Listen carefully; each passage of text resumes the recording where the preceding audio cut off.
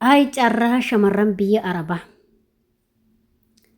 Mucayyoo nama suuraa ishee viidiyoo ishee argaa jirtan kun waggaa 8 guutuu hiriyaa isheetti birrii waggaa 8 ergitee man lafa naabiti mana ijaari jettee mana ijaaree lafa bitee mana ijaaree qarshii waggaa 8 jechuudha.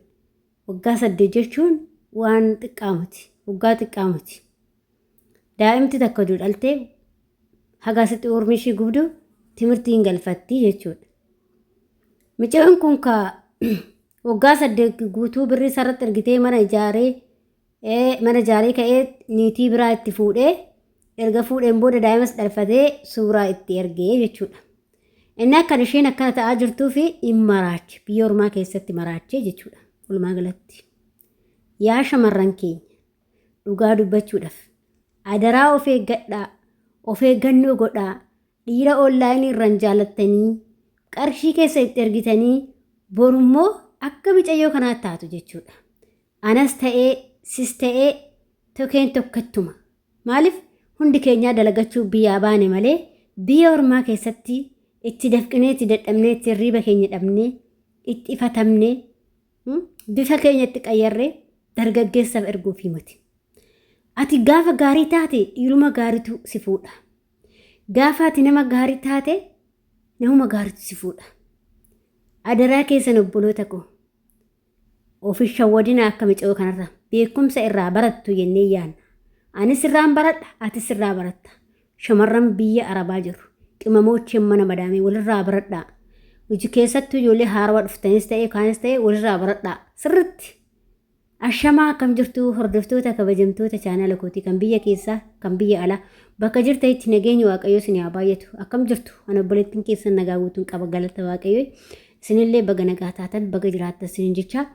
Egaa hordoftoota kiyya warroon immoo chaanala kiyya faaraa taatan sabskiraayib gochuu maatii keenya ta'a isin jedha warra taa'artanis galatooma. Egaa ka obboloota koo mucayyoo amma viidiyoo ishee argattan kanarraa waa hin barattu jedheetanis akkuma kootiti akkuma si'iiti kan biyya Arabaa keessa jiru hojjettu jechuudha. Waggaa 8 guutuu biyya Arabaa hojjettee ashii qarshii ishee dhiiratti ergitee dhiirri bananaa ijaara jettee abbaa manaa kiyya yookiin hiriyaa kiyya jettee qarshiitti ergitee mana ijaaree niitii biraatti fuudhee itti dhalfatee suuraa ergee fi kushiina Arabaa keessatti maraachaa jira jechuudha. Hedduu nama gaddisiisa. Waaqayyoon immoo waan akkanaallee isinirraa qabu. Dhugaa dubbachuuf obboleewwan koo anis hangam beekumsa kiyyaatti hanga wallaalummaa kiyyaatti waan xiqqoo sin gorsa. Na dhaggeeffadhaa viidiyoon kun nama fayyaduu danda'a. Anas fayyaduu danda'a, sis fayyaduu danda'a waan ta'eef. Obboloota koo adaraa keessan hanga fedhellee hoo jaalatte, hanguma fe'ellee hoo jaalatte qarshii kee baastee dhiiratti hin kennin adaraa kee obboleettii koo. Obboleettii ishee akka koo mana madaamii keessa hojjettu. Obboleettii akka koo kushiina Arabaa keessa hojjettu. Adaraa kee birrii kee qabadhu. Birrii kee gaafa qabatte ati gaarii taanan namuma gaariitu si fuudha. Inni ollaanii kun sitti fakkeessee si shawwadee qalbii si fuudhee onnee si fuudhee qarshii kee boodatti qisaasachee si jalaa hambisa. Akkanatti biyya Arabaa keessatti si maraachee lubbuu kee si baasisiisa. Adaraa kee obboleettii koo. Ishii kaayyoodhaaf baate yoo ta'e, ishii karooraaf hojjedhee tanaaf jijjiiree maatii koo jijjiira yoo ta'e, qarshii kee abbuma feete haga feete iyyuu jaaladhu qarshii keetti ergin. Maali jaalalli qarshiidhaan bitamaa hanuma dhiiruma qarshiitti ergitan kana dhugaa rabbi ani na ajaa'ibdu ijoolleen qarshiitti ergitan kana maali jaalalli qarshiin hin bitamaa? Hin bitamuu baar. Yoo si jaalate taa'ee si haa eegu. Si jaalachuu baate hoo haxirriq jedhu haadha takka jala sagale. Ani waanuma shamarran qarshuma dhiiraa ergitu jedhani na ajaa'iba walirraa illee barattanii dhugaa waaqayyoo walirraa barattanii viidiyoota hedduutu hojjetamaa jira. Viidiyoo hedduu hojjetnee jirra jechuudha. Garuu walirraa namni baratu hin jiru. Hafame hojjettee yaaddu borus sanuma dhufa jechuudha. Maal walirraa barattanii miidiyaa akka fayyadamnu waan gaarii fi waan badaa addaan baafnee beekuudhaaf. Fakkeenya maaltu nama fayyada maaltu nama fayyada akkasuma namarraa waa barachuu waan tokko dubbisuu viidiyoo tokko laaluu waan akkasiiti kan miidiyaa fayyadame janaa qofaaf himati. Dhugaa isiniin jedha jechuudha. Innaa kanaaf walirraa barachuu qabna. Atis narraa barachuu qaba. Anillee sirraa barachuu qaba. Obboloota koo dhiiruma kanaaf qarshii erginaa hoo jedhanii isinitti baastanii maal goona nuti rakkanne. Har'a kushiina Arabaa keessatti obboleettiin keenya kun maraachuudha. Maraatti malee fayyaa argattee yaadu.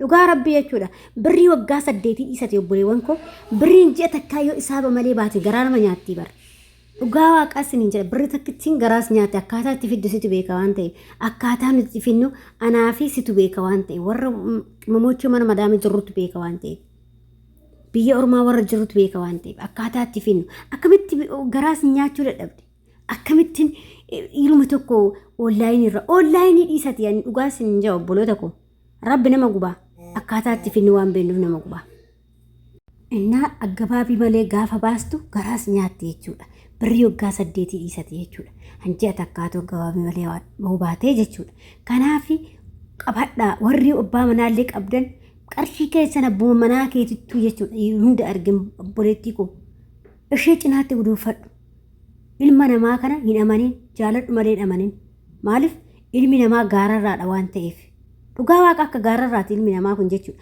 har'uma tana sin jaaladha jedha borummoo sitti galabbaxamee bifa biraa sitti fida jechuudha anita biraa akka gaararraa sanatti gaararraan namuma waanuma bira geesse fakkaatti dhiirrillee akkasi dhiirri takka takka jechuudha hundaa moti warra dhiiraa dhiifa manaa godhaa hundaa moti takka takkatu akkuma gaararraa san gaggaragalti bifuma agarti san fakkaatti kanaaf shamaruma arge fakkaata ishee tuni soo arge sani soo arge hin fakkaataa jechuudha kanaaf immoo isin kan qabachuu qabu waa hundumaa kan qabachuu qabu eenyudha anaa fi situ qabachuu qaba boru beenitti kolfu inde arra yooti waan qabaanne kolkolittiin dhiiratti birrii fixxee siin jedhan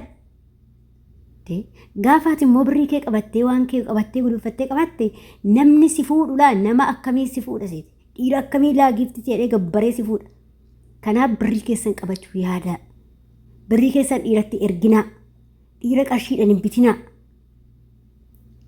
jaalalatu jaalala bita malee jaalalli qarshii jaalala hin bituu hin danda'u abadan jaalalumatu jaalala bita malee kanaaf isin immoo dhaqxanii dhiira akka waan dhiirri qarshiidhaan isin jaalatu dhaqxanii qarshii ergitanii fi inni immoo qarshii yoo gaafa ergituuf sani eeyyan si harkaa hin guuraa saniin booddee deemee bilookkii si godha jechuudha waan kanarratti obboleettiin keenya tokkos waan isheen dhabdee isiniif hojjedha jechuudha taarikaa barkaan ijoollee keenyallee homaa wanni takka wariitu biyyaa yaa'e jechuu hin dandeessa tokko tokko kanuma homaa hin barannetu biyyaa yaa'e maaliif akkamitti namni akkamitti itti dafqitee itti hirriba kee dhabdee itti fatamtee nyaata kee dhabdee hagabuu kee dhabdee kushiinaa gandaa keessa sa'a 24 jettee shintimeetii gandaa dhiqxee xiraa gandaa dhiqxee daa'ima isaaniitirraa xiraa ishee dhiqxee waa hunda gootee raa'attee akkamitti birriin teessi karaas hin nyaanne akkamitti jechuudha namumti dhugaa ani maal akka ta'e beekuti namni kabraa dhiisatti obbolee tokko jechuudha namti kun